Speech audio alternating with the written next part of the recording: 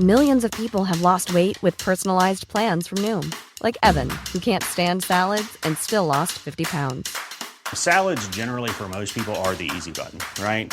For me, that wasn't an option. I never really was a salad guy. That's just not who I am. But Noom worked for me. Get your personalized plan today at Noom.com. Real Noom user compensated to provide their story. In 4 weeks, the typical Noom user can expect to lose 1 to 2 pounds per week. Individual results may vary. Imagine the softest sheets you've ever felt. Now imagine them getting even softer over time. That's what you'll feel with Boll and Branch's organic cotton sheets. In a recent customer survey, 96% replied that Boll and Branch sheets get softer with every wash. Start getting your best night's sleep in these sheets that get softer and softer for years to come. Try their sheets with a 30-night guarantee. Plus, get 15% off your first order at bollandbranch.com. Code BUTTERY. Exclusions apply. See site for details. Hiring for your small business? If you're not looking for professionals on LinkedIn, you're looking in the wrong place. That's like looking for your car keys in a fish tank. LinkedIn helps you hire professionals you can't find anywhere else, even those who aren't actively searching for a new job but might be open to the perfect role. In a given month, over 70% of LinkedIn users don't even visit other leading job sites. So start looking in the right place. With LinkedIn, you can hire professionals like a professional. Post your free job on linkedin.com/spoken today.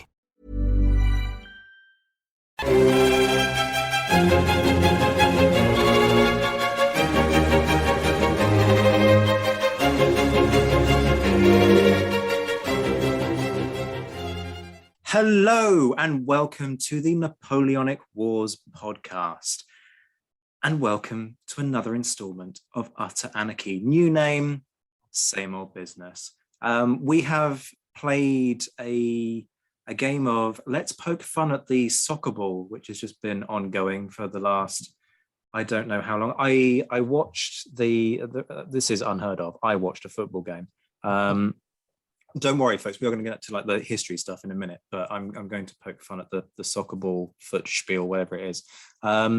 I watched the England versus US game because I had a bet on with one of my patrons. I told him that if the USA beat England, I would give him a month's free Patreon support, which made him very excited. And so I watched that game, and it is possibly the most boring 90 minutes I have ever spent in my entire life. And I make no apologies for saying that. And then apparently there was some hype about the England-Wales game. And so I saw the last bit of the first half, and it just reinforced my sense that the limit of what happens is remarkable. And then Geraint came on just now and told me that actually England have managed to score 3 goals. And I think it's me. I think if I watch, then nothing happens. So I'm quite content to just not watch because I don't need to watch nothing. Anyway, look, that's completely irrelevant. The reason that there's anarchy in the room is partly because my good friend Josh Provan is joining me for this one. And I have made reference to this in the past, and I make no apologies for doing it again. And I'm going to plaster this all over Twitter as we're recording this. He's the frustration of the guy. I think if he was in the mood to throw things, he would be throwing things at my head right now, but he's not able to do so by medium of the Zoom call. Josh, as we discussed in the past, has this sort of rather smoking picture of him, looking dashing and sort of peering sort of enigmatically at the camera whilst he's at the Royal Opera House from a few years ago. And it's quite the picture. And I was vindicated because I talked about this once before when he was on, and then Tom came on, saw the picture and had exactly the same reaction. So vindication, I was right all along. But we should probably do some history. I mean, I don't really know exactly where the picture was taken, to be completely honest. It was some place. Well, that narrows it down. Thank you for that. It was a place, and it had good lighting. I threw a name out there, and now I'm not actually sure where it was taken, but it was taken, and it was several years ago. And you all love it, and I don't know what to do with this love. We are trying to persuade Josh to just kind of change the branding on Adventures in Historyland so that he just kind of puts this front and center because we think it might help him to sell books and so on. But he's resistant because he loves his Historyland branding, which is entirely understandable. The whole idea about Historyland is it's not about me. Which is a very laudable concept. And that's why we love you so much. So if you hadn't worked out that Josh is in the room tonight, he is in the room tonight. And he's joining in a four-way discussion on the most significant battle of the War of 1812. Yes, we're doing more proper War of 1812 content. And we're doing one of those big, well, I call it a big bust up, but frankly, you're all very harmonious and very nice to each other. It all ends up being sort of very kind and ever so slightly disappointing because there's no drama. Not that I'm encouraging you to sort of knock 10 bells out of one another, because it's not that kind of show, but I always expect a bit more friction and it never happens. Who knows, perhaps tonight will be different. So Josh is in the house, as is Nick Kaizer. Welcome, Nick. How are you doing? I'm doing fantastic. How are you? Oh, very well. Thank you for caring. Folks, you'll remember that a long time back now, I had Nick on as part of Naval Month and we discussed the Naval War of 1812. I will actually post a link to that episode, I think, in this episode description, rather than put the whole thing up again. Although I probably will also just do a tweet about it for folks on social media so that you can gain access to that, because it was a brilliant episode and absolutely fascinating. Mixed in a cracking book with Hellion that people, you need to go and buy. There'll probably be a Hellion sale going on right now. So now's a good time to go and ask Santa to make sure that it appears in your Christmas stocking, for those of you who are of a Santa ilk. We also have Tom Fournier. He runs History Symposium. Tom's been on before. He was talking about Waterloo, the 1970 film, when we did the films kind of mashup of this. Great to see you, Tom. How are you doing? Doing great. Happy to be back. And last but by no means least, we have Geraint Thatcher, who, if you're on Twitter, will know he does love a bit of War of 1812 and usually has a very pithy link to an article that you need to read in relation to the War of 1812. And I say that with a lot of love in my heart, Geraint, but it's incredible the way that you will find a way, firstly, to link things to the War of 1812. And then secondly, you'll have some reading for us as well. I've never known anybody being so consistent with that. It's remarkable. How are you doing? How are you finding War of 1812 month, such as it has been so far? It's been pretty good. I mean, personally, I've had a few ups and downs. I had an epileptic fit about a week or so ago, and I really did my back in when I had the fit. So I was still recovering a bit from that. Yeah, it's okay, but it's just recovering now. But otherwise, in terms of the actual speaking of the history on the War of 1812 month, yeah, it's been really good. And I suppose I should say I'm a little bit of a contrarian on some of these things, because most of the discussions on Twitter will be Waterloo, so I shall try and talk about something different from that. So, for example, if you're on Twitter and you're discussing the siege of Burgos, and everyone will be going 1812, I'll be going, so which, the first or the second siege in 1811 do you mean? Just to be contrarian and just to shake things up a little bit there. You do love to stir the pot, but you do it in an affectionate way, which is the important thing to emphasize. You're not one of those people who's just on Twitter to just be a bit of a git, to use a non-technical term. Well, right, we've got a professional name for those sorts of people now. We call them Elon Musk. So it's... I'll refrain. Zach needs to promote his podcast on Twitter.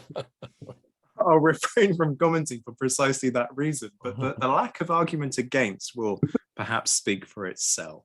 Some of us have our own channels to take care of as well. Right. And it is a useful tool, if nothing else. Twitter is an incredible tool that often plays host to incredible tools. But to tonight's business, it's the same as usual. Our guests will have between 5 and 10 minutes to make a pitch for what they consider to be the most significant battle of the War of 1812. As ever, the criteria by which you want to measure that is left entirely open, and it is for you to make the case, as my esteemed guests and knowledgeable experts, on why you particularly interpret this battle as the most significant. If there's time at the end, we will do a quick round robin of honorable mentions as well. We'll leave it to that wonderful medium of enlightened and carefully considered discussion that is Twitter to have a final say on this in terms of electing a winner. I'm not going to point any fingers tonight. And once people have made their pitches, we'll also ask some nice-ish questions and have a bit of a chat about each one. So who to go to first of all? I think first I'm going to go to Nick, and you're stepping outside your kind of area that you're known for. So I kind of thought, well, maybe Nick will go for a naval one, but no, you're not. Talk us through it. Yeah, no, you're right. That was, I think, where you would have expected, but no, as much as I love my single ship actions, I do think they're really important. They're definitely not the most significant. And for significance, I want to go right back to what the situation was like in 1812 and what the situation is like today, right? So I am in Canada. I'm in Nova Scotia, part of the country of Canada. Canada today is a constitutional monarchy, has a British system of government. If you flip over a coin in Canada, you will not find an American president. You will find the late Majesty of the Queen. That is down to this conflict. And so I'm going to go right back to the first year of the war, and I'm talking about the Battle of Queenston Heights. So if you go back to Upper Canada, what is now Ontario, very recently established colony, the situation when the war breaks out is incredibly desperate. This is a colony that's sparsely populated. It's got just 80,000 residents in it. Many of them were loyalists, so Americans who fled from the American Revolution, stay loyal to the crown, had to flee the country. But many were not. 3 out of 5 of the people in Upper Canada at the time had immigrated from the United States, but after the Revolution, well after. And they didn't come because of politics, they came because of economics. They were promised cheap land, economic opportunity, so they had no British identity. And they certainly would not have considered themselves Canadian, because that term at the time still only referred to the French-speaking residents of Lower Canada, it's now Quebec. So few in Britain and few in the United States expected that Britain could hold Canada or any of the British North American territories in this conflict. They didn't know they could rely on the Canadian militia. They had very few regular troops. And the Americans knew this. And the Americans have been talking about how easy taking Canada would be. And they've been talking about it for many years. Thomas Jefferson, the former president, described an invasion as a mere matter of marching. Even the current American president, or the then American president, Madison, who was not a proponent of annexation, he recognized that once they had Canada, they probably wouldn't give it back because there'd be no demand to, because Britain could not effectively reinvade and retake Canada, even if they wanted to. So in early 1812, there are 2 armies that are trying to do this, but striking at the 2 main frontiers, one at the Detroit-Windsor frontier, one at the Niagara frontier. And the Detroit frontier is isolated very early on by a combined force of British regulars, Canadian militia, and Shawnee warriors under the joint command of Tecumseh and Major General Isaac Brock. I believe you talked about that in the last episode. Yeah. Stunning victory, very little loss of life on the British side, and an American army is compelled to surrender. And that's a huge boon for the British because it isolates one of those 2 main American armies. But there's a second one, a second army that is poised along the Niagara frontier, and it is ready to invade. By October, it begins to move across the border. Winter is coming, so the window is short, but there's still a window. And the window allows the Americans to cross, to capture key positions on the border, possibly even threaten or capture York, the capital. And this would be a catastrophe for the British because the British forces in the region, they're sparse. Many of their troops have been diverted to Lower Canada, more populous, richer, and more easily defended. Upper Canada is in incredible danger. If the Americans can even get a foothold on the border before winter sets in, they are poised to make significant gains in the following year. So the battle that will take place at Queenston Heights is incredibly important for that reason. Now, thankfully for the British, everything goes wrong for the Americans. First off, the invading force comprising 3 U.S. infantry regiments, 5 regiments in New York State Militia, proved to be poorly organized. The commanding general was appointed for politics, not for his experience in battle, and he makes a mess of the organization. He gathers some boats, he prepares a plan, and he begins to cross on the morning of the 13th of October. And he invades at a place along the border called Queenston, which is halfway between Niagara Falls and Buffalo, on a very narrow stretch of land. It's only about 55 kilometers long. It was the weakest defended position for the British. The British had 3 companies of regulars, 2 from the 49th, 1 from the 41st, and the rest of our troops were militia. Now, despite that pretty weak force, they're able to hold out well. And the British do eventually prevail as more troops arrive. The American advance is halted. And it does result in an American rout at the very end. And what this means is when the year ends, winter sets in, there is no American beachhead in Upper Canada.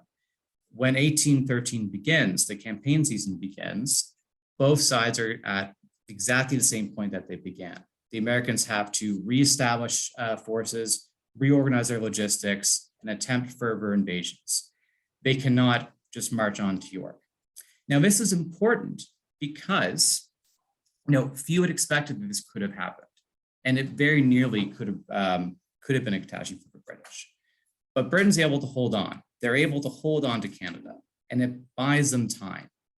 More troops arrive in 1813. More troops are sent from Britain, and in 1814, a year later, thousands of troops are sent from garrisons in Britain and from the Peninsular War as it wraps up under Major General Ross. And that allows the British to really change the course of the war, begin actually striking American targets. So this victory wins the British time. It also wins them some popular support amongst the Canadians.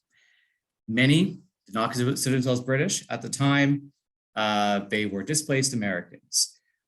But the impact of a common enemy and the impact of this victory begins to foster a sense of Canadian nationalism. It's not very strong yet, but it's going to continue to grow.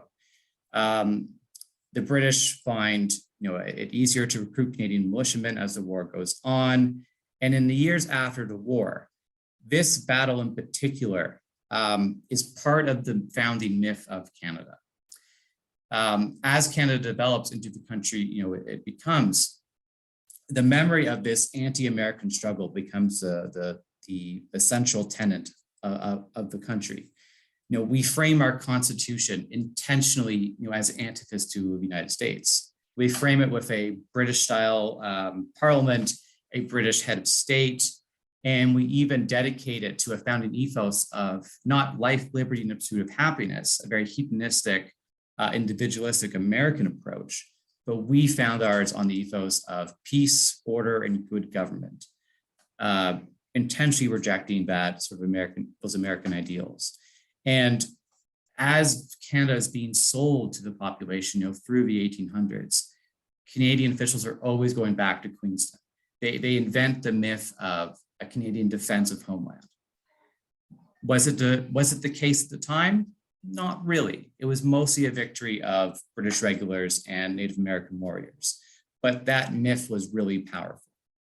So Queenston both preserves Canada for the British, buys them time to bring more troops in, to properly defend the province, and to eventually prosecute the war of the United States. And it gives Canadian officials the start of a founding myth that eventually develops into what becomes Canada. Gosh, this is how we do it. Talk about strong contenders. There's a temptation, I suspect, for some of my other guests to think, do I need to go home already? Even though they're already home because they're doing Zoom calls. But we'll ignore the failure of that appalling metaphor. You don't get much more significant than keeps a nation in the game and becomes a founding aspect, a fundamental aspect of a nation's founding kind of mythology. So it's a very strong contender. it always strikes me as odd the way that the War of 1812 plays out, in that you've got the expectation, which is Britain will prevail at sea and it will fail on land. And the reality of the War of 1812 is that Britain kind of fails at sea, doesn't do particularly well at sea, we could certainly say that one confidently, but does all right on land. Yes, okay, you've got New Orleans before anybody starts shouting at me about New Orleans, but New Orleans sort of, and perhaps we'll discuss this in a minute, but I kind of feel that New Orleans is almost the aberration of the War of 1812, that actually the land campaigns go remarkably well. So my question for you... No, I think you have to look at the progression of the U.S. Army and how they improved their doctrine. And I think one of the big things with the War of 1812, you've seen a shift from the idea that they can prevail with state militias and didn't need regular soldiers. But by the end of the war, it had very much shifted to they were busy building up, this infrastructure of regular regiments and training a new cadre of officers, especially at the senior level. And the U.S. Army, it was entirely different by the end of the war from what you've seen early on. So. And that's an excellent point. Thinking about Queenston Heights, one of the reasons the Americans do so poorly is that they over-relied on the New York State militia. And to start off, many state militiamen were reluctant to cross the river, especially once the British put up a pretty fierce resistance on the other side. And it was actually the desertion of many militiamen on the heights of Queenston that led to the final defeat. It's probably a little bit more than that. The U.S. also in the Niagara area, close to Buffalo, had a large gathering of regular soldiers, but the commanding officer refused to report to essentially a militia general. So that was Smythe up in the Buffalo area, and then Van Rensselaer in the Lewiston area. So when they were making their plans to cross the river to attack, Smythe refused to take any part in that. And so it was largely militia with a smattering of regulars that attacked Queenston. And then, interesting enough, then in December, Smythe tried again close to Fournier, a place called Frenchman's Creek, where he crossed at night in the icy waters. And it's funny, the first crossing, he stepped out of the boat and with a heroic flourish and quickly sunk into a hole over his head and had to get fished out of the river. And so then they tried again the next day and were repulsed by militia and regulars that were in that area. So, and it should also just a little add-on, but a general or a colonel at the time that was captured, Winfield Scott, who was captured at Queenstown Heights, Wellington would go on to call him the greatest soldier of the age for his campaign in Mexico. So a few decades although later. I would caution the total reliance on that, because the only reliable source for that quote is Winfield Scott himself. Oh, that's good. I think I'm the one who needs to go home. I'm out of my depth. I am the guy. I'm the guy who's gone into that sinkhole. Yeah, right I would like to say that it's believable though, because Wellington would respect a man who basically cuts his own supply lines to go and do something, because Wellington would think that was a disastrous move. So rabbit holes. By 1814, Winfield Scott was back. He had been exchanged and was active with the U.S. Army again. So he was part of that Niagara campaign, and at the outbreak of the U.S. Civil War, he was the senior military figure for the North, and so the Anaconda strategy was something that he had concocted, which ultimately prevailed. So, I mean, the Anaconda plan, if you think about it, I mean, what the British did naval-wise, sort of strangling and bankrupting America by the end of the War of 1812. I mean, what the Anaconda plan is very similar for the North doing that to the South, if you think about it, just using the naval might to control and just essentially just squeeze the economy, so that that essentially bankrupts them. It is very similar.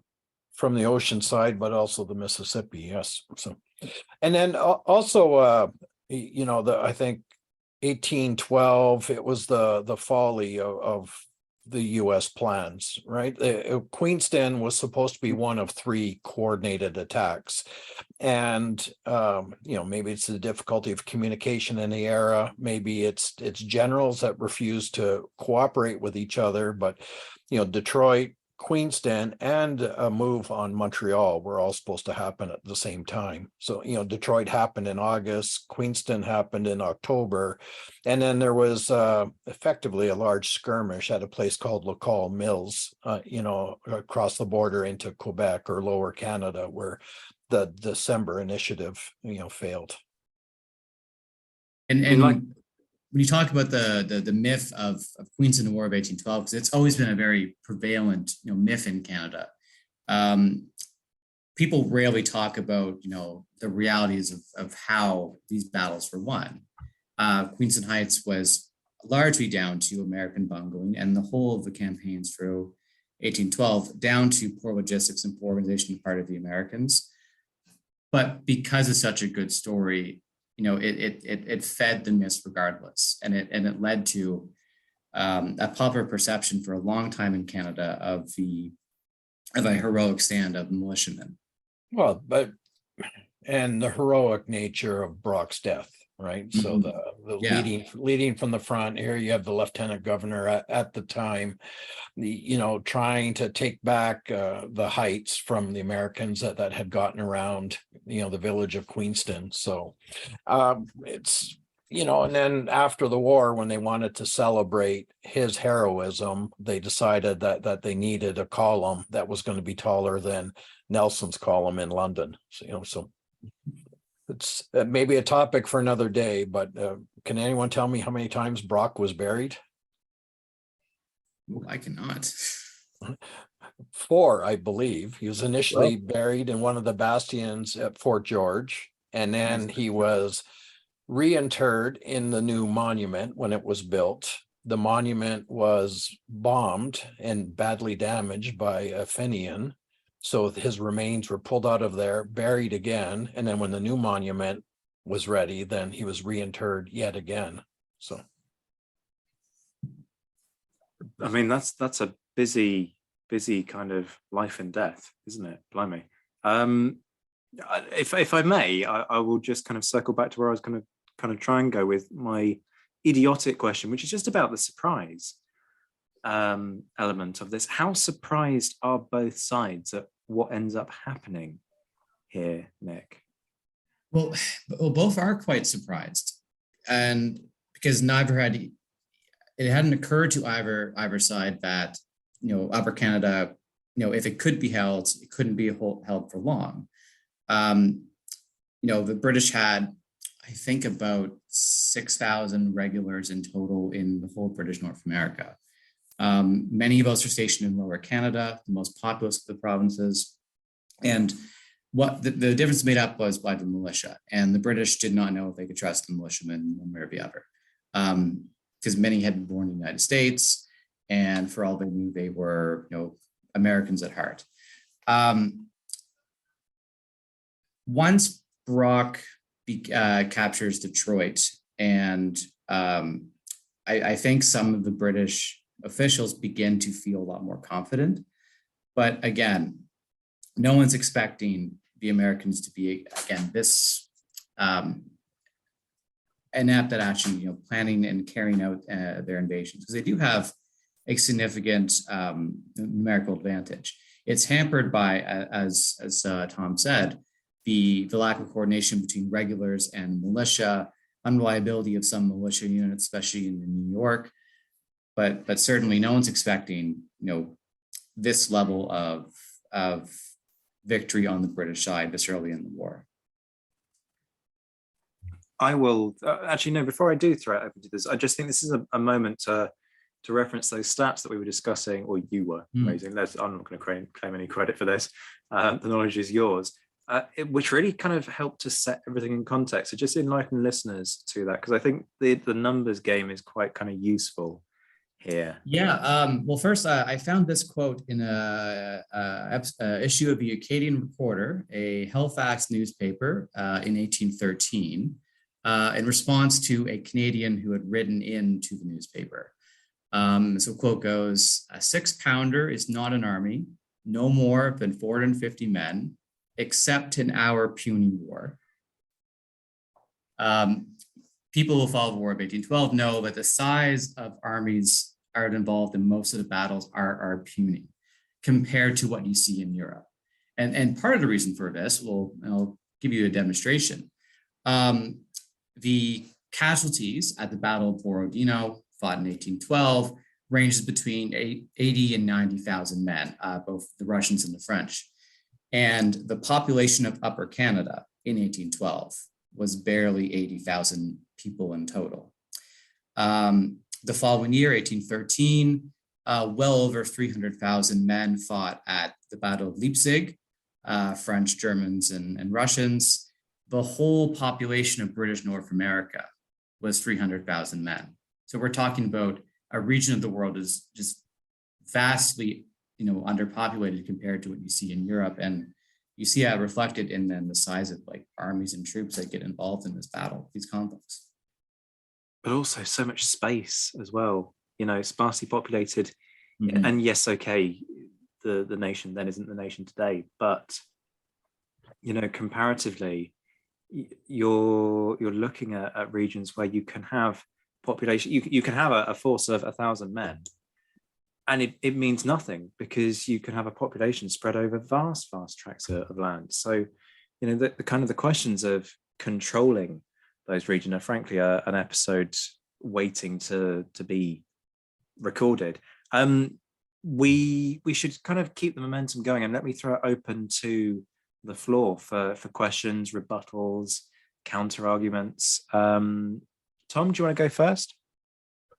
No, I think I'd already been pitching in. Queenston Heights is a significant battle, especially in the opening year of the war, and it preserved Upper Canada, gave them a chance to breathe and to get kind of reinforced.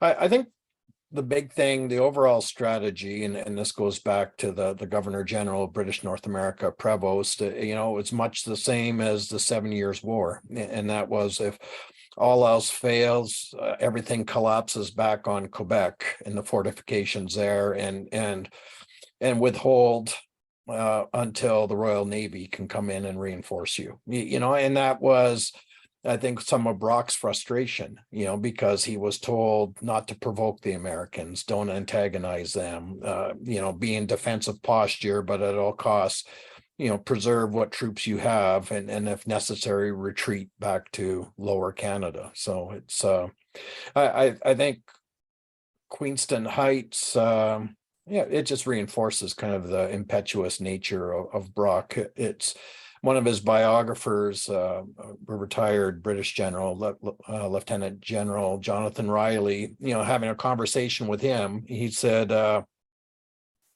was kind of playing what if Brock didn't die at Queenston Heights? And he said, well, it's his nature. There's a good chance he would have died at the next one, because he always put himself in the front of things. So, yeah. And you can really see too, after Brock's death, the British campaigns of 1813, they are far more defensive. The men on the frontier are taking fewer risks in the early phases of 1813 than Brock did. Some of that's the leadership. You had Chief, and then de Rottenberg, and then 1814 when Drummond arrives on the scene, then he was much more aggressive, and he had a different tone. Mm-hmm. You also carry on. I see Zach's about trying to lead on here. Carry on, Zach. I was literally about to invite you to speak, so you carry on. Well, I'd echo what Tom's talking about there, about the various strategic approaches and things like that. People getting annoyed about the arguments about whether we should just sit and defend Canada, or whether we should go in and carve out a space that we can give to Tecumseh, basically. And even Tecumseh himself, who was able to gather unheard of amounts of warriors to effect operations with the British, was annoyed by what seemed to him like British passivity when they were, I believe it was around operations around Detroit and things like that. But no, Queenston Heights is a solid pitch there, Nick. I respect it. I'm going to try and fight it. I'm not sure if I will be able to, but we'll see. We'll see if I can conquer Canada. Oh, nobody wants to try and conquer Canada. They're too nice. It just can't be done. That's because we channeled all our worst tendencies into our geese. Which are known in the memes as cobra chickens, quite frankly, because they're just horrendously violent. Anyway, moving on from geese, Geraint, anything you want to throw into this one? No, I think everyone else has said everything worth saying, to be honest. It's the only thing I would say is I would give a shout out to John Norton, because I think if it wasn't for him, I mean, Brock was killed very early on at Queenstown Heights. Well, that kind of speaks to the militia angle as well, doesn't it? One of the things that militia did not like was to hear war whoops coming at them. And supposedly at Queenstown Heights, when they heard and it wasn't the Indians actually who were doing it, it was a Canadian militia regiment, I believe, who gave up a war whoop, or even regulars, I think. They took to their heels. No, it was attributed to the warriors from the Six Nations. You're right, Geraint. You know, there is a pause, right? There's the initial American crossing. They got some guys around to the heights. You know, Brock tried to take the heights back, got killed. His aide-de-camp led the next charge. He also got shot. The British sort of pulled back to the periphery of the village. But Norton pinned the Americans in place on top of the heights, and that gave Sheaffe a chance to draw troops from Fort George and from the garrison at Chippewa, and then assemble the army that ultimately pushed the Americans off the heights. So yeah. There's no mean feat in and of itself. The frontier we're talking about, 55 kilometers, you have troops spread across it, many at Fort George. Just assembling troops took time. So anything that Brock did, that the other militia and regulars did in the morning, early afternoon to Queenston Heights, gave the British time to do that. Well, yeah, and the British had intelligence. They knew the Americans were amassing troops along the Niagara River, that they were going to effect a crossing somewhere, but they didn't know where. So they had garrisons at modern day Niagara on the Lake, where Fort George is. And then at the village of Queenston, there were barracks and a small garrison there. And then just the other side of modern day Niagara Falls, in Chippewa, there was a major garrison there. And then farther down the river at Fort Erie. And so then the idea was that wherever the American crossing would be, that then you would draw troops from those other garrisons and try to concentrate them. This is a masterclass already. I don't know where we are in terms of the time count, but I'm gutted that we have to move on. But move on we must. Tom, I'm going to let you hog the mic for a bit. Talk us through your one. And hog it, I will. I had to edit furiously what my topic to try to keep it down to a reasonable time. So I'm going to start out by saying I'm cheating, and my response or retort's going to be because this is the response to one American campaign. So I'm going to talk about the autumn of 1813 and the battles of Chateauguay and Chrysler's Farm. So by that time of the year, in general, it hadn't been a good year for Upper Canada. Back in April, the American Lake Ontario fleet disembarked an American army on the outskirts of York, the capital of Upper Canada. They scattered the British defenses, suffering an exploding powder magazine, and then the occupying Americans burned public buildings and looted many homes. In late May, the Americans are once again on board the fleet on Lake Ontario. They attacked and captured the town of Niagara-on-the-Lake and Fort George. This action forced the British to abandon all their Niagara River positions and retreat towards Burlington Heights, which is in modern-day Hamilton. On the note of positive news, the Americans could advance no further than Stony Creek because they were stopped by a daring British night attack in early June. In July, the Americans sailed to York and once again captured the largely undefended town. This time they burned the barracks buildings, looted some buildings, but on a positive note, did return 2 crates of books that were stolen from the library back in April. Also in July, the large contingent of assembled Indigenous peoples in the area of Fort Malden were demanding action against the Americans. Josh, you were referring to this moments ago. This resulted in an expedition to Ohio. So you had Tecumseh's sham battle at Fort Meigs, and after no success, the force moved on to Fort Stevenson, where escalades were attempted without the proper preparation. Disaster ensued, with the 41st Regiment suffering heavy casualties. Moving into autumn, the Americans won a major naval battle on Lake Erie. This resulted in the British abandoning the western portion of Upper Canada and seeing the Americans recapturing Detroit and capturing Amherstburg and Sandwich, and then pursuing and destroying the British Right Division at the Battle of Moraviantown, an action which also saw the death of Tecumseh. Riding this momentum, the Americans had begun to quietly strip forces away from Fort George, moving them to Sackett's Harbor in the fall, where a major army was being gathered. They were going to once again try to capture Montreal and sever the vital supply route to Upper Canada. The 8,000 men at Sackett's Harbor were under the command of Major General James Wilkinson, and they were to travel down the St. Lawrence River towards Montreal, where they were to converge with a force of 4,400 men under the command of Major General Wade Hampton, who were working their way up from the area of Lake Champlain in New York. There was just a slight problem with this plan, in that Hampton despised Wilkinson and refused to communicate with him. All communications between the two forces would have to pass through the U.S. War Department. The traditional route to Montreal was up the Richelieu River Valley, but this was defended by a series of British fortifications. Hampton instead opted to cross over to the Chateauguay River Valley. As his force approached the Lower Canada border, 1,400 New York militia refused to cross the border, as the terms of their service called for activity in the U.S. only. Commanding the defenders was Charles Michel de Ramberry de Salaberry.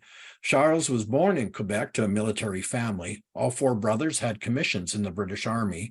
Unfortunately, the fates were not kind to the family, with Maurice Roche and Francois Louis dying while serving in India, and Edouard Alphonse, a member of the Royal Engineers, dying in the assault on the breaches at Badajoz. Charles had spent much of his military career in the 60th Regiment. With the threat of hostilities between the United States and Great Britain, de Salaberry proposed establishing a specialized militia corps recruited from French Canadians called the Voltigeurs Canadiens. Recruitment was successful, and by October 1813, the Voltigeurs numbered around 500 men.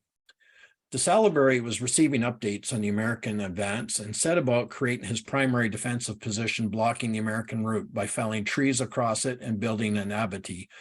This he manned with members of the Voltigeurs, the Canadian Fencibles, and the sedentary militia. Defenses were created in depth, with a series of entrenchments behind the main barricaded, manned with 1,000+ militia.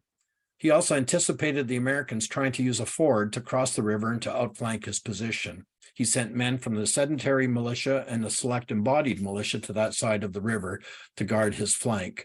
There were also a number of Indigenous warriors mixed in with de Salaberry's troops.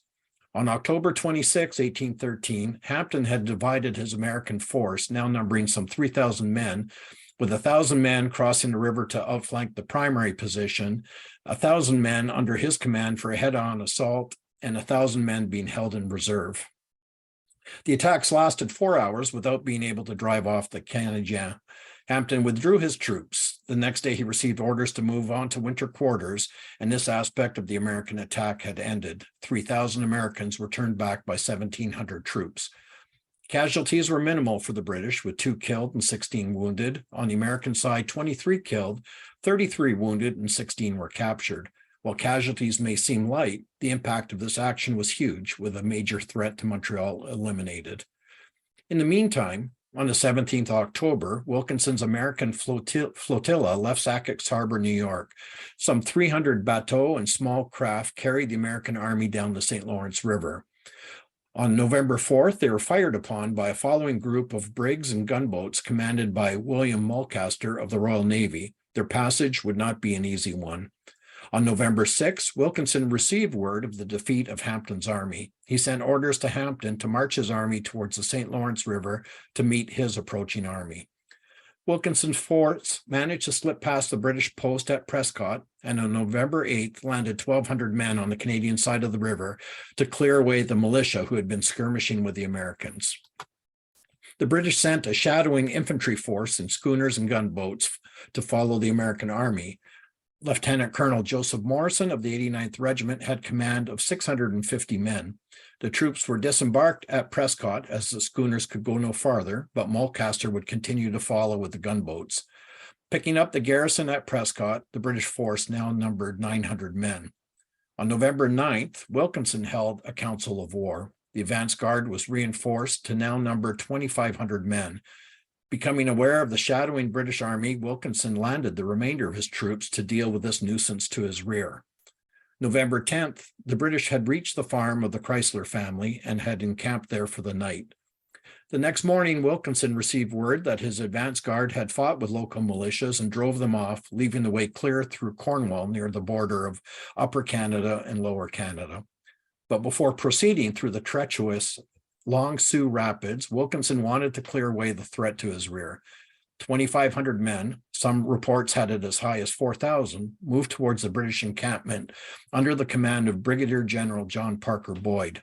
The British had 20 or so Indigenous warriors, several companies of voltigeurs, some Canadian fencibles, and approximately 5 companies from each of the 49th Regiment and the 2nd Battalion, 89th Regiment. Boyd did not begin his assault until the afternoon. He split his force, with his right clearing skirmishers from the wood and ravine to their front, and then advancing along the edge of the field until they run into soldiers from the 2nd Battalion, 89th, who rose up out of concealment and gave withering fire. The Americans scrambled for cover behind tree stumps and in the woods, and their attack lost all cohesion, and they began to retreat. The American left, under Brigadier General Leonard Covington, struggled through the ravine and formed their line under heavy musket and cannon fire. Legend has Covington mistaking the 49th Regiment in their greatcoats for Canadian militia and saying, "Come on, my lads, let's see how you will deal with these militiamen." Moments later, Covington was dead, and soon his second in command also fell. This wing lost momentum and also began to retreat. By this point, Boyd's 6 guns were finally deployed and brought into play. The 49th Regiment tried to capture the guns and were suffering badly. As they were trying to advance on the guns, the U.S. Dragoons charged the 49th's right flank, but the 49th wheeled backwards and their line blasted the Dragoons with devastating effect. However, the Dragoon charge held the 49th in position long enough to allow the American guns to be withdrawn, with the exception of one that had been bogged down in the mud. With evening approaching and stormy weather threatening, the battle was over. On the 12th of November, the American flotilla made it through the Long Sault Rapids and reunited with their advance guard. They met a messenger from Hampton with word that Hampton was not coming, and they decided to abandon their attack on Montreal and move into winter quarters. The British had suffered 31 killed, 148 wounded, and 13 missing. For the Americans, they had 102 killed, 237 wounded, 120 captured, and an unknown number missing. Montreal, the vital supply link to Upper Canada of the St. Lawrence River, was intact thanks to British victories at Chateauguay and Chrysler's Farm. What else was meaningful about these actions? With the preservation of the supply route, it was ensured that Upper Canada could be sustained for 1814, but there were also several other significant takeaways. The Battle of Chateauguay was the only large engagement of the war fought almost exclusively by Canadians, and even more interesting, Canadiens, that being French Canadians. For the Americans, it was apparent the use of aging Revolutionary War veterans that often served as generals of their armies was not working.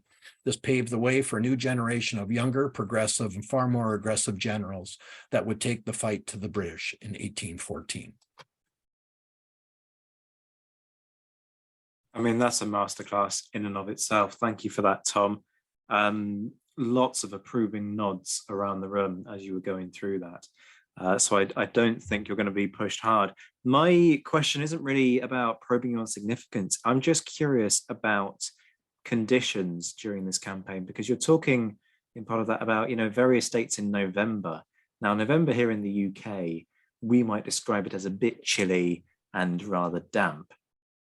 In Canada, I've been watching your social media profile. I know that you guys get snow at this time of year. So what kind of conditions are these guys going through? Because I think that gives you a renewed appreciation of, we might talk about them moving from place X to place Y, but they're doing so in pretty horrific circumstances. Well, okay, to a Western European, they seem like pretty horrific circumstances. Sure, they pale in comparison to what goes on in Russia, for example, but Canada, very different kind of set of weather circumstances. So just talk us through it. Yeah, it's funny as you read about a lot of accounts of the War of 1812 and campaigns, weather is a prevailing theme, weeks of incessant rain, lots of mud, but it doesn't really come up as it relates to these. So for example, Chrysler's Farm, you would think the weather was coolish, because you have the 89th Regiment, they're out there in their red coats, but the 49th Regiment elected to put on their great coats, so it's cooling, there's fall, it is getting damper, so I imagine that there would be mud around, but for those specific battles, no, weather wasn't a big factor. Interesting. I'm going to open it up to the floor rather than hogging the mic myself, because there's more expertise from others than there is from me. Nick, do you want to take anything on this one? A couple of comments. One just on the weather. Because there's a lot of commentary in accounts from British officials about the weather in North America, because it was generally a little worse than in England, and so if you're stuck in the colonies, generally officials from Britain weren't happy to be stuck in the colonies. Brock, for example, did not want to be here. He wanted to be in Europe fighting the real war, not the puny war. So weather is just another thing to complain about. It certainly would have been worse, but you typically don't get too much snow early in November, or something not in October. Now that said, the infrastructure you get in upper and lower Canada is just nothing like what you have in Europe. So I've read accounts of individuals like James Fitzgibbon, who was a prominent officer of the British Army in the war, of him escorting minor supply convoys virtually by snowshoe and sled, because there weren't roads and there wasn't the infrastructure to get things from one town on one side of St. Lawrence to another town, further down the river, and it could only be done over the snow with dogs and other animals and sleds and snowshoes. I wanted to ask Tom, because I've had not looked at the Lower Canadian and the St. Lawrence campaigns very, very much before. And I did not know, for example, that Châtenay was the only real battle which was primarily fought by French Canadians. I shouldn't have been surprised by that, because French Canadians do not really factor into the typical narrative of this war very much at all. It's always kind of centered on Upper Canada and what becomes the genesis of English Canadian culture. So that in itself is interesting. So Tom, do you know, for example, why were there fewer French Canadian troops being raised in militia forces? Were they not being sent outside of Montreal and Quebec, or? Generally, militias serve close to home, so then there were extensive development of militia regiments in Quebec, but then in general, Upper and Lower Canada, you had degrees of militia. So early in the war, they were the guys that would gather once a year, and the highlight was when they tapped the beer keg on the end of the wagon, and a lot of them didn't even have proper muskets, right? And so then, in Upper Canada, how they tried to address that, then they would take the flank companies, because they tended to be the younger, more active guys, and then they would make a composite regiment of flank companies, because a lot of the good old boys, guys of my age and stature, probably weren't good for effective campaigning. But then as the war went on, there was a paucity of regulars because the peninsula was consuming so many troops. Then they tried to have a better standard of militia. And this is happening in Lower and Upper Canada. So that's the idea of the voltigeurs, right? They were locally recruited, but they were paid and trained like regular soldiers, and the Canadian Fencibles were like that. And then you had the Glengarry Light Infantry, which was another Fencibles regiment, the incorporated militia of Upper Canada. So this idea of select embodied militia, they were a higher order rather than the sedentary. So to answer your question, Nick, they was quite well developed in Quebec. And then you would find that a regiment like the Canadian Fencibles had quite a number of French Canadian serving in that. But generally militias stayed close to home. If they weren't incorporated or professionally paid, then their preoccupation was generally their farms and getting back to their, for siege of Fort Meigs, a lot of that broke down because the militia thought they were away far enough, and it was sensitive planting time in the spring, and they were anxious to get home. So, yeah. Hey, I'm Ryan Reynolds. Recently, I asked Mint Mobile's legal team if big wireless companies are allowed to raise prices due to inflation. They said yes. And then when I asked if raising prices technically violates those onerous 2-year contracts, they said, "What the are you talking about, you insane Hollywood ass?" So to recap, we're cutting the price of Mint Unlimited from $30 a month to just $15 a month. Give it a try at mintmobile.com/switch. $45 up front for 3 months plus taxes and fees. Promo rate for new customers for limited time. Unlimited more than 40 gigabytes per month. Slows full terms at mintmobile.com. Millions of people have lost weight with personalized plans from Noom. Like Evan, who can't stand salads and still lost 50 pounds. Salads generally for most people are the easy button, right? For me, that wasn't an option. I never really was a salad guy. That's just not who I am. But Noom worked for me. Get your personalized plan today at Noom.com. Real Noom user compensated to provide their story. In 4 weeks, the typical Noom user can expect to lose 1 to 2 pounds per week. Individual results may vary. Geraint, I'm going to pass it over to you. Well, it's just a quick question for Tom. You mentioned that the two American commanders, Hampton and Wilkinson, didn't like each other. Wilkinson, yeah, and they didn't like each other. What was the reason for that? What did they fall out from? Not sure. It's worth delving into Wilkinson. He was a colorful character. He was, I think, serving under the threat of being court-martialed for being a Spanish spy. So down in the Florida area or Florida Panhandle. So he had quite a checkered past, and even on this campaign, they said he was rarely seen. He was mostly, medicating himself with laudanum in his cabin in the ship. So. Yeah, I've heard of him. He never won a battle, but never lost a court-martial. But once again, it could be rivalries dating back to revolutionary days, right? So, yeah, not losing a court-martial isn't necessarily quite the achievement that it sounds, because if you just bore them to death with hours upon hours of content, then in the end, I think you just kind of make the board sometimes just turn around and go, look, anything to shut this guy up. Anyway, let's not go down a crime and punishment rabbit hole. Not tonight, not on this show. I know, a rarity. Josh looks baffled, but sometimes stranger things have happened. Josh, buddy, any questions, comments on this one? Again, I'd like to echo, very interesting to hear about the French Canadian side of things. It is one of the things you don't hear about very often.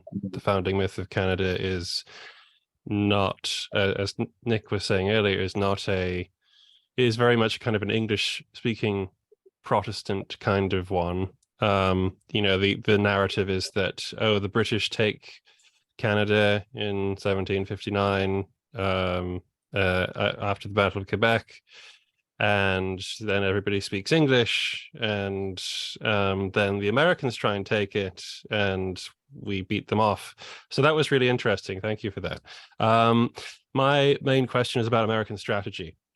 My reading of the various attempts to get into Canada is one of that we don't really know what to do once we achieve initial objectives. Is that a big problem for the Americans? No, I think it changes over the years. You know, like even the fleet or flotilla moving from Sackix Harbor onto Montreal, there was considerable debate what that army was going to be used for, and there was a real fear that they were going to direct it against Kingston, which, even though York was the capital, Kingston was kind of the military headquarters. You know, that's where the primary naval base was for the Lake Ontario fleet. It was the closest major center to the supply routes out of Quebec. So, I think partly it's Wilkinson's waffling. I think he worried that Kingston would be too hard to take, and there would be too many casualties, and Montreal was an easier objective. And I think there was just a lot of regionalization, you know, and a lack of coordination. Like after the Battle of the Thames, Upper Canada was wide open. If Harrison took his army and continued to press towards Burlington Heights or to York, but instead, you know, he wanted to rush back home and capitalize on the political, you know, gain that he made with that victory. So yeah, fair enough. I mean, I was also curious, if you don't mind me following there very quickly. So we know that peace negotiations will be happening in Ghent between the British and the Americans. How closely are the two negotiating sides when that kicks off? Because I believe it happens in early 1814. How much has all of, say, like Queenston Heights, the battles you just talked about, informed what they're trying to do when the end of the year comes? Yeah, I think it's more the latter part of 1814. And as they're negotiating, I see it more as a race to grab, you know, so they are put pressure on the Americans. So then you had you know, a lot of Wellington's veterans showing up in North America. Quite a few ended up in Lower Canada, and then it was such a shame, the Plattsburgh campaign. You know, Prevost took personal command of that and totally mismanaged it, and then lost the confidence of Wellington's troops, you know, by a little bit of resistance and not pushing home the attack, and instead calling off, retreating it. And then there was huge numbers of desertions. And then, you know, the pressure in the Chesapeake area, and then the attack on New Orleans, all of that was, you know, to be bargaining points, you know, whether it was to preserve an indigenous homeland, whether it was to, you know, gain concessions from the Americans. But with the failure of all of those, then the British didn't have much in their hands, other than the US was teetering on the verge of bankruptcy and had to settle this. And then the British were absolutely weary of war, whether it was their own campaigns or all the money they had spent funding these various coalitions against Napoleon. So, well, I think also, before the negotiations happened in Ghent, I'm sure, I could be wrong, but I'm sure they would started off in Russia with Alexander trying to be a mediator, and then he did try, but they weren't really interested. Yeah, and the British pulled it to Ghent instead. And the problem is some of the negotiators they used, like they used Gambier, like he's like a terrible admiral that ruined. Known for ruining a victory for Thomas Cochrane, and then like you're using him as a negotiator, just seems ridiculous, really. But isn't that partly that you don't want to use him as an admiral? So we'll find another use for the guy. Geraint, we're going to stay with you for this one. You're up next. What's your one?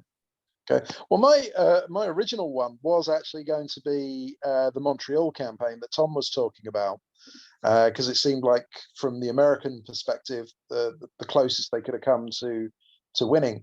But because that was already taken, I'm going to go with the Plattsburgh campaign.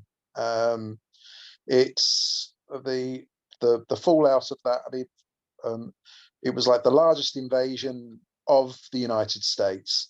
But it's funny because Prevost didn't actually want to do the invasion. He was sort of forced to do it because he felt that it would unite the Americans against him. But it was the fallout from that invasion. I mean, after there was the American victory on the lakes, and Prevost with the British Army retreated. Yeo, probably said his name wrong, I do apologize. Yeo, the naval commander, blamed Prevost for that defeat and had him recalled and was having him court-martialed. And he died before the court-martial could happen. And there was a lot of blame from the Wellington's generals that had served, because they felt that they could still go on and have won the land battle. And they probably could have done, just from simple numbers, if nothing else. But I think probably Prevost was right, because with control of the lake, you could just land an American force in the rear at any time and you're trapped, basically.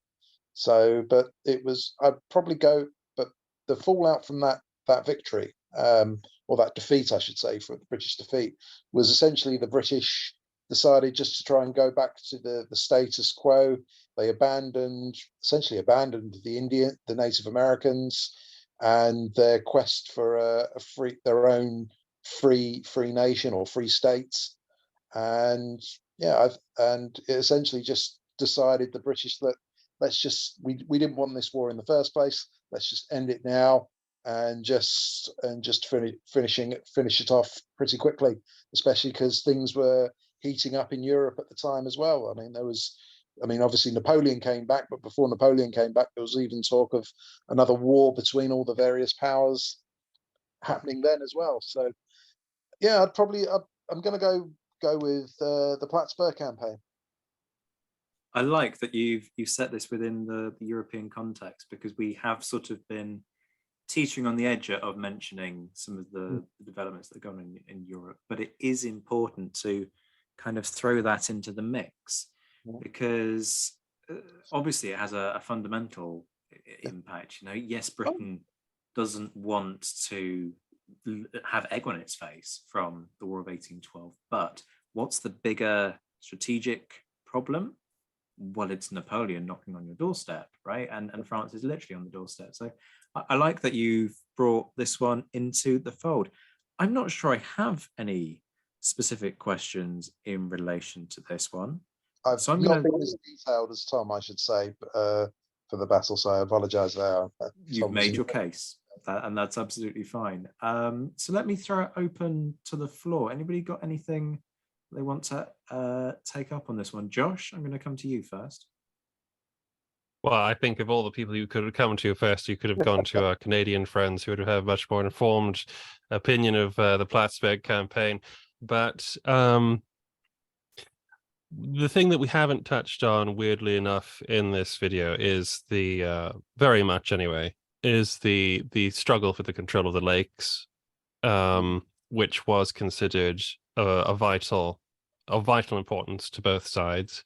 And leading into, I believe, the operations in 1814, there was a considerable arms race to get as many big ships with as many guns as possible onto the lakes. And whoever held that advantage, therefore held like Geraint said, the opportunity to pretty much go wherever they wanted and land anywhere they wanted. And at first the British had that advantage, and then it passed to the Americans, I believe. So I think it's very important to remember that although these land invasions are sort of, typically what you might think of, certainly from the United States perspective of things, they see it much more as a, Commodores and scratch-built fleets duking it out on Lake, I believe it's Erie and Ontario. And Champlain, yeah, the Yeah. Plattsburgh was on Champlain, and there was also, I'm sure there was some actions on Lake Huron and around Mackinac, because they wanted to recapture Fort Mackinac from the British and failed, but miserably. But Yeah, it was there was oh God, I'm trying to think up modern day Wasaga Beach. Anyways, the supply ship was hidden in a river up there. The Americans found it and burned it. An interesting kind of a cutting out operation on Upper Lake Huron. They captured U.S. ships, the Tigris and the Scorpion. But yeah, primarily Lake Erie. It was fall of 1813, a massive naval battle, the Battle of Lake Erie. And Lake Ontario is where the arms race was, this constant escalation of ships, so, and then it constantly flip-flopped. Whoever had the latest, biggest ship had control of the lakes, and the other fleet would shelter either in Kingston or Sackett's Harbor. But at the end of the war, the British had launched the St. Lawrence, which was a ship of the line, over 100 guns, and the Americans had. What's that? Sorry, I shouldn't have interrupted, but I was just going to say, I think it actually carried more. I read that it carried more guns than the Victory at Trafalgar actually had more guns. Yeah, it was 110. What's that? 110. I thought it was 120, but it could be 110. Yeah, anyway, it was massive, and the Americans had 2 on the stocks at Sackett's Harbor that they never launched, so they were preserved there for years afterwards. You can see photographs of them, but yeah. And for context, Josh, Victory's 104 guns? Yeah, 104, 105, something like that. Nick is also agreeing. So the naval experts in the room are confirming. So at the very least, it's got 10 more guns. And at most, it's got like 20. There we go. Nick, let me come to you. Yeah, well, Plattsburgh is absolutely an important campaign in this conflict. It's one of the ones I considered. I've had as well as Baltimore, fought around the same time. These are both campaigns that were possible because of the veterans coming in from Europe. So many of them were from Wellington's Army in the Peninsula. Most probably were actually from the garrisons in Britain. I don't think quite a full majority were from Wellington's forces, but certainly many of the generals and then the commanders were. Robert Ross being the most important. And what it allowed the British to do was, for the first time, to seriously strike at the United States. And then they have this multi-pronged approach. They invade, across the lakes into upstate New York. They land troops in the Chesapeake. They captured Washington after pretty easily, wiping away the local militia. They set the Capitol on fire, the presidential mansion. But both of those campaigns are blunted at Plattsburgh and at the Siege of Baltimore. In both cases, the British forces are unable to actually break through American defenses, and it shows the British. We have the resources, and we have the manpower and the naval might to prosecute this war, but it's going to cost an ungodly sum of money. And we've just spent 20 years locked in this expensive war with the French. Do we want to do it all again? We probably can, if we put the resources in, gain some concessions. We can gain, for example, carving out part of what is now Maine to be incorporated into the British Empire. We can carve out a set Western territory governed by the indigenous peoples, essentially as a British puppet state, as a buffer between them and the Americans. But is it worth it? And in the end, the British decide it's just not worth it. This is a war the British did not want. Frankly, many Americans didn't want this war. And so as a defending power, being able to at least get a status quo result is pretty good. And eventually that's what the British do.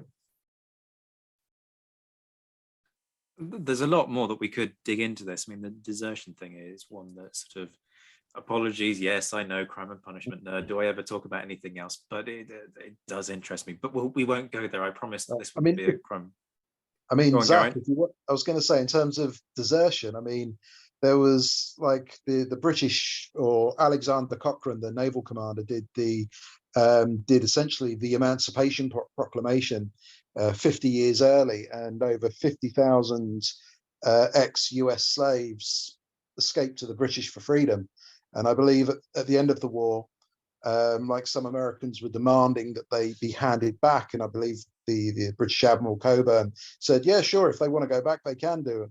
Amazingly, none of them did. But I believe the British government paid around £30 million compensation to the US government. That's quite a hefty sum of money. There's a lot of money.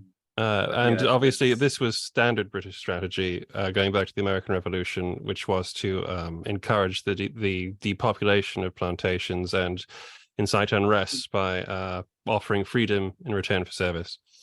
And folks, if you want more on exactly that topic, the last episode that went out was on the West India regiments in the War of 1812, and exactly that kind of concept and the way in which the British try and use ethnicity and the racial divides as a stick, effectively, with which to beat the Americans. So go and listen to Tim Lockley talking to me about that. It came out on Wednesday, if you're listening to this on the day of release.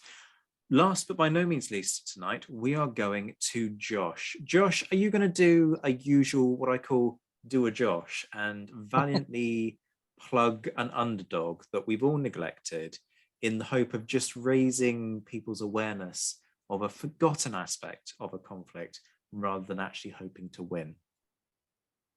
That's a very good question. And that very much depends on how much importance you might place this battle in, because I think this is actually more of a mainstream battle than what I would usually present. This is what is commonly known as the Battle of Lundy's Lane. So previously it had been known as, under more colorful terms, such as the Battle of Niagara Falls, the Battle of the Falls. I think it was once called the Battle of the Cataract, but it's in Canada has always been called Lundy's Lane, which is just the name of a very pretty roadway that leads towards Niagara Falls, which forms part of I think it's the northern part of a portage road that runs north to south down the riverside. And yes, that's the name that we're going to call it today for simplicity, although I much prefer the Battle of Niagara Falls. The reason why it's called that is because the setting for this battle is absolutely extraordinary in itself. It is fought certainly within hearing distance of the walls, and there are participants who said that the noise of the battle itself and the falls was extraordinary. It's 1814. It's before the Battle of Plattsburgh, and for that reason, you can decide for yourself whether the significance is nullified by Plattsburgh. I'm going to argue for its significance, though, because it does form a very important part of the 1814 campaign and sets up Plattsburgh, and what happens at Plattsburgh, essentially, which returns things to the status quo. So in the early part of 1814, you get the United States Secretary of War submitting a plan for a campaign in the Niagara region along the Niagara River. There are more ships being launched onto Lake Ontario, and the idea is never properly formed, but they know they want to do something, especially as British reinforcements are starting to come in from Europe. Now, the American army that takes the field in this campaign is commanded by a gentleman named Jacob Brown. He is not very well known, historically speaking, but he was a very effective commander. And as Tom mentioned earlier, you also get a chap coming in for the British by the name of Gordon Drummond. And these guys are both quite stubborn officers when it comes to fighting, and that is going to play a big part in the Battle of Lundy's Lane. So the basic idea is to form is for an American attack to strike the British fort at Lake Erie, essentially a surprise attack that goes across the river, seize that, and with any luck, cause some further damage. I say this is vague because really after taking Fort Erie, there was no, I can't detect a concerted plan. However, it would appear that Brown had ideas that he might be able to march straight up the Niagara River and get to Queenston. It should be noted that the space that we've been talking about for this entire episode is from north to south, I believe something like 35 to about 35 miles in a car, north to south from Fort Erie to Mississauga. And so it's not actually a very large piece of land. It's very strategic, but it's not a very large piece of land. But it's, as Tom pointed out, it's very well defended with British forts that can support each other if one is attacked. And that's the problem. And as we've seen up till now, the Americans have not had very good cohesion. They've not got a lot of steadiness in their troops, and their commanders have been woefully inadequate, realistically. And that all changes in this campaign, or at least the United States Army legend would have us believe so, because they set up a camp of instruction near Buffalo, and that is commanded by a young officer by the name of Winfield Scott. And he doesn't revolutionize drill or anything like that. He just makes sure that his men do it, and he makes sure that they come up to a certain standard that he likes. And he was very hands-on. He made sure that his brigade, this wasn't the entire army, his personal brigade was at a very, very high level that he could get it to do whatever he wanted to in the field. There's a nice little bit just before the campaign kicks off when they're being warned for action, and Scott is making a tour of his camp, and he came up to the surgeon, whose name was William Horner, who remembered this visit, and he said that Horner apparently said to Scott there wasn't a lot of work to do, and Scott supposedly said, well, yeah, we're fixing on getting you some work soon.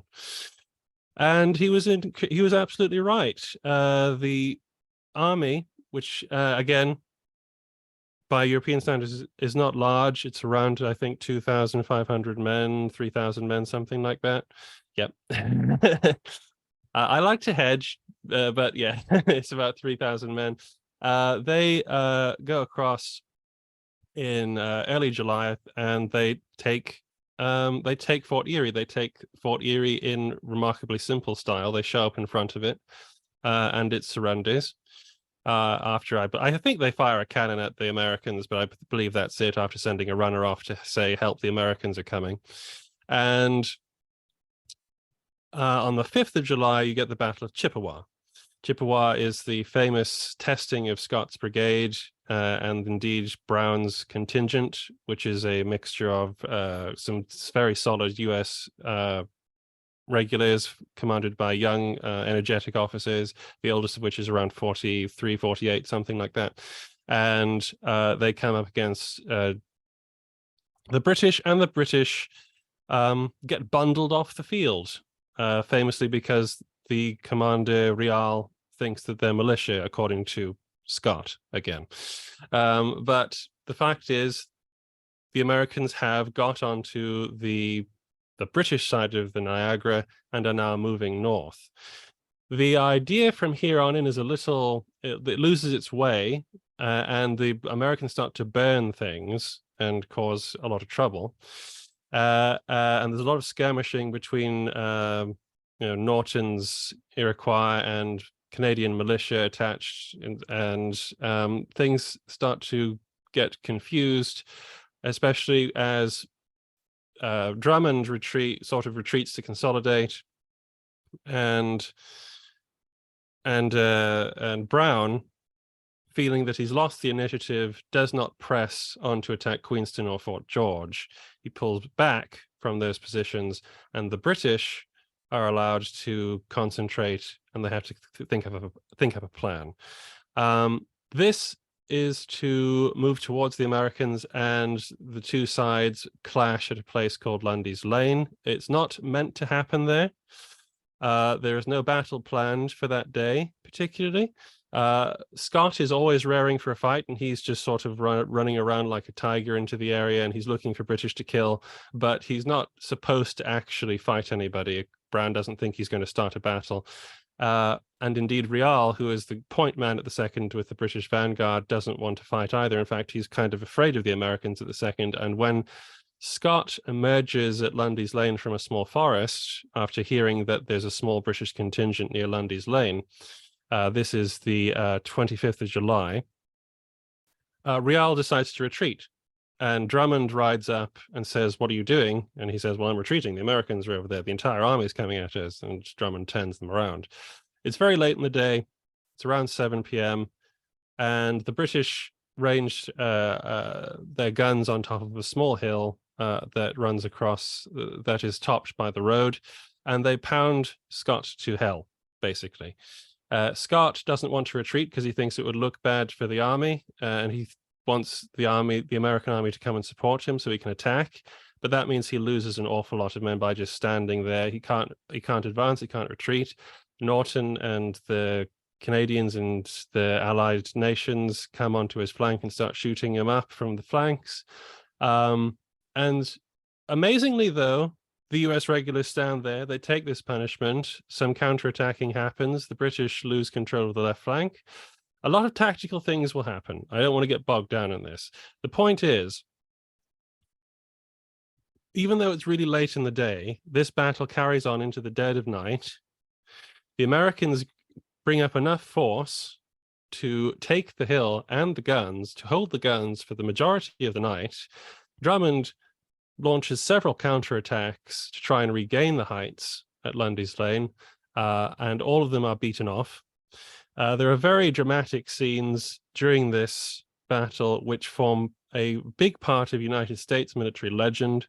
You have things like Colonel Miller of the 5th Infantry being ordered to take the guns and sort of chewing a bit of tobacco. He looks up at the heights and says, "I'll try, sir," which is now a motto of one of the United States Army's infantry regiments, I believe. And you have, during the firefights through the night, you get a sense that Drummond may not be as inspirational as he seems, because when he asks, he thinks he is, he asks one of his own regiments, "Will you not charge?" And they apparently took this as a open question and withdrew to reform. But that is neither here nor there. Because this is a battle of encounter, everybody had to make things up as they went. Drummond was very much in the forefront of things, cheering his men on. And the fact of it is that the British cannot retake the hill. Everybody is stunned that both sides have just stood there and shot at each other from 30 meters for the majority of the night. Casualties are ridiculously large, given the fact that by this point you're dealing with the Americans have around 2,500 and the British have around 3,000. The casualties are around 1,700, of which 258 men are killed. And there's this heartbreaking scene afterwards when back at the British Field Hospital, I believe, which is overwhelmed, and you have a wife come in to see to her husband, and she's holding her husband who's very gravely wounded, and she says aloud, and I'll quote this: "Oh, that the king and president were both here this moment to see the misery their quarrels lead to. They surely would not go to war without cause, that they could give us a reason to God at least for thus destroying the creatures that he has made in his own image." And very much I feel that this is the story of the War of 1812, a war that by this point doesn't even, I believe, have the meaning that it began with, because Madison no longer had an objection to British pressing sailors because there was no longer a war for British to press sailors about. And in terms of Canada, I think it's significant because that's a human level significance. I think we should all remember this was the costliest battle in Canada.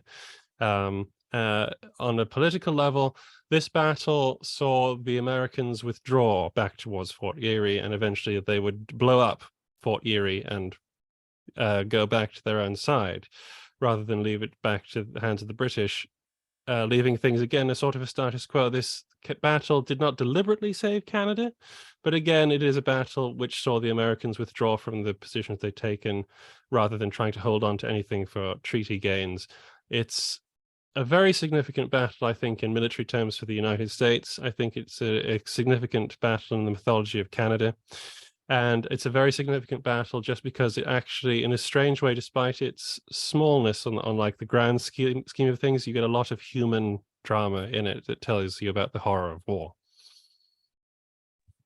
Josh, as ever, an interesting one, and you're getting approving nods around the room. I don't know about this one. I kind of feel that some of the others, apologies, and normally I'm very nice to you. Well, no, that's a lie. Normally I'm not very nice to you. But I think some of the others probably feel just a bit more impactful for me. This is, as you said yourself, this is kind of a status quo restorer, and that's important. Don't get me wrong. That is significant. It's in that the entire war ends up that way. This allows that to remain this way in very much, in I think, a real sense. If the Americans had won decisively, then they would have had their pick of where to go next and what to take next. It was the Americans' battle to lose, essentially, and they chose to withdraw from it. It was a tactical American victory, probably a strategic British victory. And I mean, how can you not like this, like to read about this battle, though? Look at this quote here. "Nothing could resist the obstinate desperation of the Yankees. Every charge with the bayonet proved how idle and how vain the boasting of the British infantry is when opposed to full-blooded eaters of the pumpkin." So said Captain John W. Weeks of the 11th Infantry. I mean, good on the pumpkin eaters, as Andrew Bamford would say. Amen to that. I think it's a fascinating one. Go for it, may. Be the characteristic Canadian come to Josh's defense in spite of myself. Every battle in which the Americans are repulsed or driven out of a part of Canada is, I think, all strategically in the moment equally significant, because it means that when that treaty does come, the Americans cannot say, "We hold X, Y, and Z, will you give us something?" Because that's really the only leverage the Americans had. Because on the ocean, their trade has been decimated, their fleet is virtually non-existent. All they can do is try to seize Canada. And then for many Americans, that was really important. The president wasn't among them, but many members of Congress viewed, annexation of Canada as important in and of itself, because it was an unfinished task from the American Revolution. So Queenston Heights, I think, is really significant, maybe more so because of its mythological impact, but Lundy's Lane, again, it's another instance of the Americans being denied that bargaining chip. So I'd like to thank you for bringing that up there, Nick, because that was one of the things I wanted to try and sort of hit on the head, and I probably missed it a bit, because they could have kept Erie, but because of that battle, Brown thought that he'd lost too many men and the British would certainly destroy him. And over the course of the rest of the summer, he decided he couldn't hold Erie, which he could have used as a bargaining chip theoretically if he held it. But he eventually decided it had to go. Once again, the milk of human kindness flows through this podcast, and my guests are nice to one another. Can we pit Canadian against Canadian, though? Tom, do you agree? Yeah, Lundy's Lane was a significant battle, but I wouldn't say a turning point or a defining one. Like, it was one part of a campaign, and I think the thing that stands out around that whole 1814 Niagara campaign by the U.S. is a missed opportunity, because after Chippewa, they continued to push north up the Niagara River. They were at Queenston Heights, a little beyond, and on the outskirts of Fort George, but they, once again, a lack of coordination. Their expectation was to see the American fleet on Lake Ontario off Fort George. And, in this arms race on Lake Ontario, the British had the upper hand. The American fleet ran for Sackets Harbor and were sheltering in there. And then Brown and his army, they're like, well, this isn't part of the plan. I guess we'll start withdrawing back, so they withdrew back through, Queenston and then Niagara Falls, where, actually Lundy's Lane is still the name of a street in modern day Niagara Falls. And then they were encamped somewhere around Chippewa when they heard of, some British back in the area of the falls. And so Winfield Scott was supposed to go scout it out and have a look, and he was never one to back down from a fight. I believe his thoughts were basically, I'm going to go out here and see what's there, but I'm going to fight whatever's there.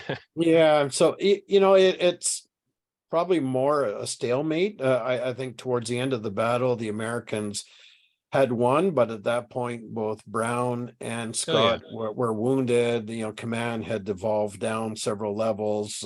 Even Scott was wounded. The Americans started pulling back without taking the British guns, which in theory they captured. Yep. But then at daybreak, the British come back to the field. The guns were still there, and so they said, "All right, we'll pull these back." And then when the Americans came to retrieve the guns, they said, well, we're not doing this again. Yeah. So then they all retreated back to Fort Erie, which, when you talk about the bloodiest war, I got friends that work for the Niagara Parks Commission and manage Fort Erie. That's one of their properties, and they claim Fort Erie is. So you have the night assault in early August, the siege dragged on into the fall, the American sortie in September, which was huge casualties on both sides, and then I think you're well into November by time the Americans blew up the fort and withdrew back into the Buffalo side of the river. Yes, indeed. The reason I raised the idea that Lundy's Lane, I thought it isn't the catalyst for why they abandoned Erie, but it's the reason they went back there and why the siege could occur. I think probably Lundy's Lane is considered the costliest battle on Canadian soil in the terms of a one-day battle rather than the siege, I would think. It's kind of one-sided. If you look at the night assault on Fort Erie, the British got badly hammered there. There's no doubt Lundy's Lane was vicious, and you had both sides. It was a strange kind of stubbornness, right? There was not a lot of good generalship here. We basically stood and shot at each other. It was an alley fight. Yeah, it was. Out in the gutters, right? You just both sides, kept piecemealing regiments into the fray as they arrived on the scene, and there's an account where they talk about how close the armies were together in the dark, that the muzzle flashes were actually interlacing from the muskets, and crossing each other. So a really good account. There's a transcription of a diary of Jean-Luc Couture, who was an ensign in the 104th Regiment. Donald Graves has annotated that, but he has really vivid accounts of the confusing fight at Lundy's Lane. And then I see Geraint constantly referencing Don Graves' works, but he's got a great book. Can't think of any others, to be honest. What's that? I said there isn't really any others besides him. I mean, he's a fantastic author, but he's pretty much the only author as well. Where Right and Glory Lead is the book you're looking for, Phil, the Lundy's Lane Niagara campaign. Yeah. There's others. Unfortunately, some of them have passed away. So Robert Malcolmson had done some great works, Queenston Heights, Fort York, but he did a lot. I think it's called Lords of the Lake, where he talks about all the naval actions. Yeah. But in terms of significance, I pitched this as one of the most significant battles of the War of 1812, though maybe not the one that people might go to first, especially because It also has significance for the United States in this one. This battle is a very important one, really, for the myth of Scott and the United States regular army as well. I'd attribute that more to Chippewa, right? So I feel like this is, yeah. I feel like this is a fulfillment. That's the first time an American army bested a British one on an open field using European style tactics, right? And then myth, Riel Saratoga, saying, I guess, but yeah, saying, seeing the Americans because of a shortage of blue wool, they're wearing gray, uniform coats, and seeing that the British assumed that they were militia, right? And then as they stood up to the British fire, Riel supposedly said, "My God, those are regulars." But according to Scott, but a fun fact in honor of the victory at Chippewa, that's why West Point cadets coats are gray. So. My main thing is that, not to take away from Chippewa, because that obviously is the prize of the United States Army in the War of 1812, Lundy's Lane being much more sanguinary and indecisive. They don't talk about as much, but I feel it showed that Chippewa wasn't a fluke, basically, that the United States regulars took immense punishment and gave back everything they got, I mean, there was, I think, a final action, wasn't there, at Cook's Mill? That was late in the fall, and it was pretty small, yes. So basically it was the debate around Chippewa is, why on earth did the British cross the river and come out from behind their defenses to meet the Americans on an open field? So then in Cook's Mills, the Americans this time did try to outflank the positions in Chippewa. So they were upriver, from Chippewa in that little hamlet. So I have a feeling we could go on all night. What's happening here with me and Tom is the Lundy's Lane kind of thing here, where we're just giving each other stuff to think about.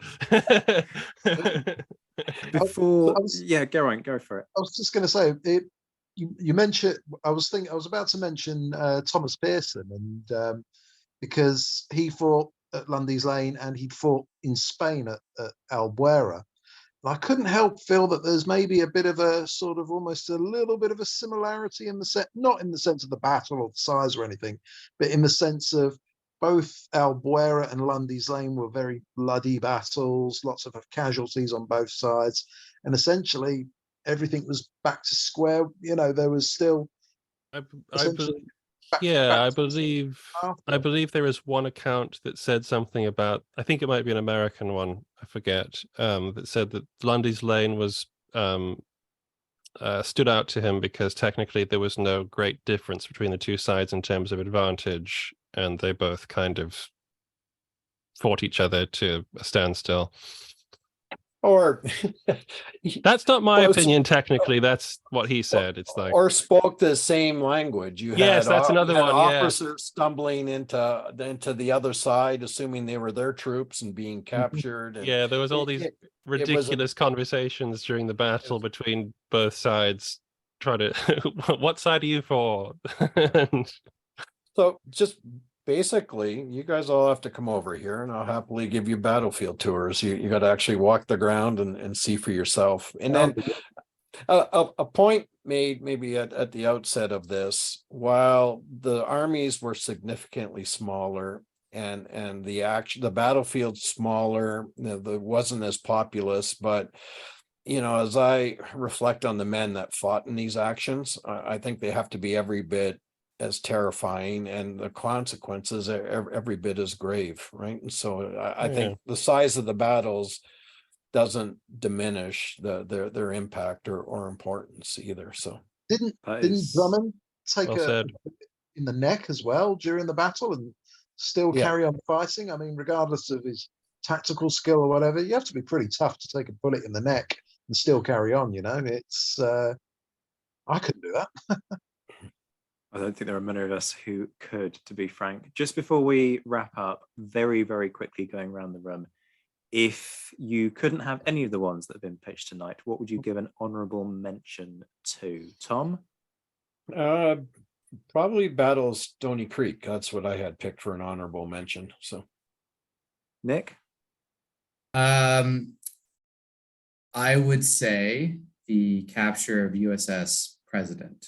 And I say that because 30, 40 years later, the British were still naming the flagship of the North American squadron HMS President to show off the fact that they had taken that ship. Geraint? I'd go for Bladensburg and Washington, D.C., because let's be honest, burning the White House, you can't get better than that. Bladensburg races. I mean, better than burning the White House? I'm not sure we can necessarily say Well, I burning mean, the White House was a no, that's good probably thing the from a wrong diplomatic term, but- side. of Hey, they things, were the but- enemy at the time. It's not the wrong term. How about more attention getting? Yeah. We'll go with that. Yeah. And last, Even people that don't know about the War of 1812 know that the British burnt the White House. So That's just because And if you're in Canada, then we know that's Canadians burnt the White House. yeah, Wrong. because but- of the song with the arrogant worms. Yes. Mhm. Yeah. All together now. no, we're not singing, not at this time of night. And last but by no means least, Josh, your honourable mention. When I think of the War of 1812, a couple of things do stand out. You do get, Queenston Heist and the death of Brock. You get the burning of the White House. I refuse to acknowledge New Orleans as really even part of this war. But I would actually choose the Battle of the Thames, where Tecumseh is killed, because that becomes part of United States founding mythology. The death of Tecumseh is massively celebrated and is one of the things that people remember about the War of 1812 in America and Canada, sure. But Okay, If I folks, could briefly just echo that point, because before the War of 1812, Indigenous nations are still, sovereignty is usually recognized. They're allies of different European powers. Following the War of 1812, that no longer is the case, and it transforms everything about Indigenous way of life on this continent. Tecumseh's attempted confederacy was one of the last-ditch efforts to perhaps change that course of history. So that death at the Battle of the Thames is monumental. folks, we are going to have to leave it there, I'm afraid. Thank you all for your time this evening. I'm going to make sure that your Twitter handles are in the show notes for this. So folks, if you want to continue the conversation with any of my guests, you will be able to do so. Just scroll down and you will find all of their details. Nick, Tom, Josh, Geraint, it's been great talking to you. Thanks very much for joining me. Cheers, Great fun. Thank you. see you guys. Thank you. A huge thanks as ever to my Patreon supporters who hopefully are enjoying reaping the benefits of this enhanced package system. Shout outs therefore to the mentioned in dispatches folks: Rob Griffith, Brendan Teeling, John Haynes, Beatrice de Graaf, Lynn Dawson, Lucy Tatner, Jim Deary, Josh Keeney, Alexandra Leon, Colin Fieldhouse, Stephen Colson, Jim Getz, Jeff Maple, Ed Koss, Indiana Fats, Hugh Brennan, Alistair Campbell-Grieve, Andy Meeking, Mark Anscombe, Michael Guest, Bruins Girl, Mark Trowbridge, Miles Reedy, Nick Overland, Graham Goodwin, Rachel Stark, Chris Pramas, Anthony Gombow, Mark Duckers, Andrew Wright, Graham Spicer, Keys Bishop, an anonymous American, Martin Pisani, Sam Gurman, Marcus Cribb, Robin Brasher, and James Flueck. The Admirals, who are David Priest, David Maxwell, Rob Coughlin, and Graham Callister. The Marshals, Rory Muir, Bob Burnham, Matt Bone, Graham Swidenbank, Colin Zimmerman, Ross Flowers, Ryan Diamond, and Duo Teixeira. The Emperor, there's only one right now, and that's JC Kaizer. And the Legion de Scholars, Liam Telfer, and Todd and Laird Campbell. I'll be back very soon, but until then, I'm Zach White. This has been the Napoleonic Wars podcast. Take care of yourselves, my friends. Stay well, stay safe. Thank you as always for your incredibly generous support. And thank you for listening.